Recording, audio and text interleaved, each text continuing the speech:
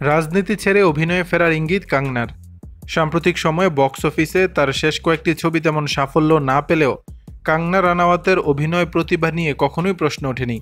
Gangster, fashion, queen সহ আর অনেকগুলো ছবির জন্য বারবার প্রশংসিত হয়েছেন এই অভিনেত্রী। এবার ফের অভিনয়ে পুরোপুরি ফেরার ইঙ্গিত দিলেন কাঙ্গনা। সূত্রের খবর, নিজেরই জনপ্রিয় ছবিগুলোর সিকুয়াল নিয়ে পর্দায় ফিরতে চলেছেন অভিনেত্রী। আগামী নভেম্বর থেকেই শুরু হতে চলেছে কুইন 2 এর শুটিং।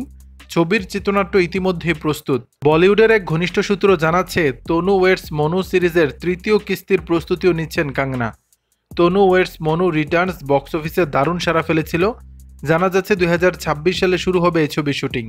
কুইন 2 এর কাজ শেষ হওয়ার পরপরই আনন্দ এল রায় পরিচালিত এই ছবির কাজ শুরু করবেন কাঙ্গনা।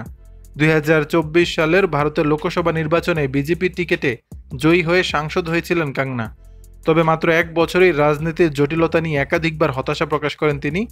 তার কথায়, সাধারণ মানুষ নালা পরিষ্কার থেকে রাস্তা সংস্কারের মতো সমস্যার সমাধান চাইতে তার কাছে আসছেন, যা তার প্রত্যাশার বাইরে।